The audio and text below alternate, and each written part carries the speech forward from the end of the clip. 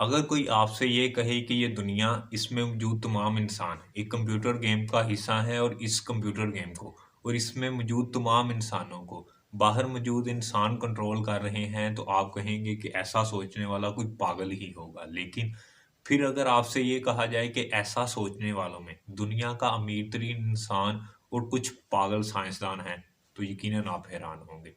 ये हैं निक बोस्ट्रम, Oxford university में एक फिलोसोफर और ऑक्सफोर्ड यूनिवर्सिटी के ही डिपार्टमेंट फ्यूचर ऑफ ह्यूमैनिटी के हेड। इन्होंने 2001 में एक पेपर पब्लिश किया जिसका टाइटल था are you living in a computer simulation, यानी क्या आप किसी कंप्यूटर गेम का हिस्सा हैं। जिसको साबित करने के लिए इन्होंने इस पेपर में काफ़ी दलाइल पेश की। लेकिन पूरी दुनिया तब काफ़ी हैरान हुई जब बहुत से फेमस साइंटिस्ट इनकी सपोर्ट में इस चीज़ में सामने आए, जिसमें एक अमेरिकी एस्ट्रोफिजिस्ट नील टायसन भी शामिल हैं।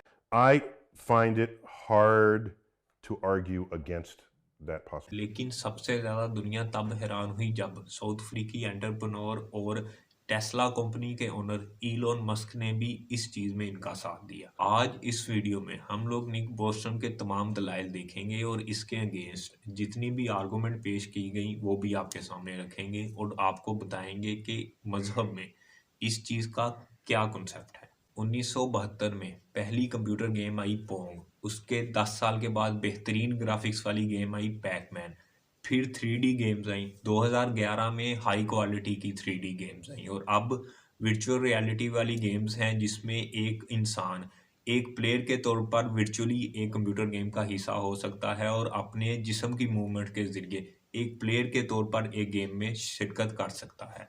अब इंसान 50 साल से पोंग से वर्चुअल रियलिटी वाली गेम्स तक पहुंच चुका है और टेक्नोलॉजी की इसी तरक्की को निक बोस्ट्रम ने अपनी दलील बनाया और उन्होंने कहा कि 50 साल में टेक्नोलॉजी इतनी तरक्की कर चुकी है तो अगले 100 साल में इंसान इस काबिल हो जाएगा कि वो एक कंप्यूटर सिमुलेशन रन कर सके। और अगर ये पॉसिबल है तो यकीनन हम लोग एक कंप्यूटर सिमुलेशन में रह रहे हैं और अब हमारी अगली नस्लें इस कंप्यूटर सिमुलेशन को चला रही हैं, जिनको उन्होंने पोस्ट ह्यूमंस का नाम दिया।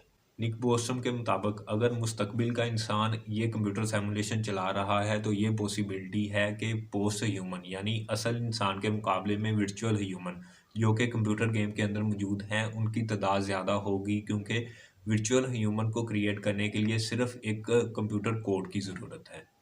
निक बोस्ट्रम के मुताबिक इस टेक्नोलॉजी को लेकर हमारे मुस्तकबिल के लिए 3 पॉसिबिलिटीज़ एक्सपेक्ट की जा सकती हैं। पहली पॉसिबिलिटी ये है कि हमारे मुस्तकबिल के इंसान को ये टेक्नोलॉजी कभी नहीं मिलेगी, क्योंकि ये टेक्नोलॉजी मिलने से पहले उसे एक ऐसी टेक्नोलॉजी मिलेगी जिसकी वजह से वो पूरी दुनिया को तबाह कर बैठेगा और इस टेक्नोलॉजी तक वो पहुंच नहीं पाएगा। दूसरी पॉसिबिलिटी ये है कि हमारे मुस्तकबिल के इंसान को ये टेक्नोलॉजी तो मिल जाएगी, लेकिन उसे कंप्यूटर सिमुलेशन को रन करना इतना इंटरटेनिंग नहीं लगेगा, क्योंकि उसके पास और बहुत सी टेक्नोलॉजीज़ होंगी जिसकी वजह से वो और इंटरटेनिंग काम कर सके। तीसरी पॉसिबिलिटी जिसको मद्देनज़र रखकर ये रिसर्च पेपर लिखा गया वो है कि हमारे मुस्तकबिल के इंसान को ये टेक्नोलॉजी मिल जाएगी और वो कंप्यूटर सिमुलेशन को रन करेगा। और अगर वो कंप्यूटर सिमुलेशन को रन करेगा तो ये ज़्यादा पॉसिबिलिटी है कि हम लोग इस वक्त एक कंप्यूटर सिमुलेशन के दौर में जी रहे हैं और हमें किसी दूसरे इंसानों ने ही बनाया है।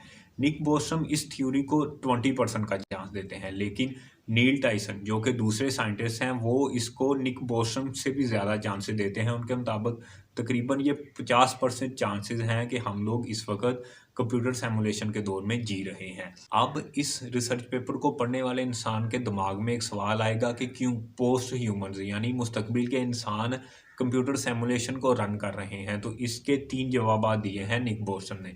पहला जवाब कि मुस्तकबिल का इंसान अपने मादी को बेहतर समझने के लिए कंप्यूटर सिमुलेशन को रन कर रहा है, जिससे वो ये अंदाज़ा कर पाएगा कि मुख्तलिफ वाक़यात जो माजी में हो चुके हैं उनके पीछे क्या वजूहात थी।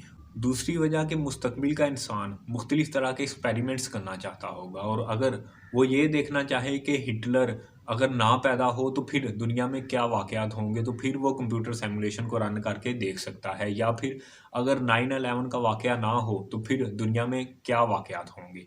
तीसरी वजह है एंटरटेनमेंट, यानी इस कंप्यूटर सिमुलेशन को रन करने वाला इंसान अगर किसी मशहूर शख्सियत की ज़िंदगी जैसे शाहिद अफरीदी, क्रिस्टियानो रोनाल्डो या फिर मौलाना तारिक जमील इनकी ज़िंदगी जीना चाहता है तो वो इस कंप्यूटर सिमुलेशन के बाहर बैठकर इनको कंट्रोल कर सकता है, जिसको उसको बिल्कुल ऐसा लगेगा कि जैसे वो एक मशहूर शख्सियत की ज़िंदगी जी रहे हैं। बहुत से साइंटिस्ट इसके अगेंस्ट भी आर्गुमेंट पेश करते हैं, जैसे लीसा रैंडल। उनके मुताबिक उन्हें अभी तक ये बात समझ नहीं आ रही कि क्यों मुस्तकबिल के इंसान हमारी कंप्यूटर सिमुलेशन को रन करेंगे। 2 साइंटिस्ट ने निक बोस्टन के इस रिसर्च पेपर के अगेंस्ट साइंस एडवांसेस में एक रिसर्च पेपर पब्लिश किया, जिसमें उन्होंने ये बताया कि हमारी बॉडी में एक क्वांटम फिनोमेनन है जिसको रिक्रिएट करना यानी दोबारा बनाना नामुमकिन है। इस वजह से कंप्यूटर सिमुलेशन बिल्कुल 0% चांसेस रखती है। दोस्तों, जहाँ तक मज़ाहब की बात है तो तीनों आसमानी मज़ाहब यानी यहूदियत, ईसाईयत और इस्लाम, इन तीनों मज़ाहब में इस तरह का कोई कॉन्सेप्ट नहीं पाया जाता। अब आपके दिमाग में एक सवाल आएगा कि निक बोस्टम तो एक ईसाई हैं और उनको इंडोर्स करने वाले यानी नील टाइसन और इलोन मस्क ये भी ईसाई हैं। तो आपको ये बात बताना चाहूँगा कि ईसाइयों में बहुत से लोग आज के दिन मुल्हद हैं यानी एथियस्ट हो चुके हैं, और एक एथियस्ट यानी मुल्हद की ही इस तरह की सोच हो सकती है कि हमें किसी इंसान ने दोबारा बना लिया।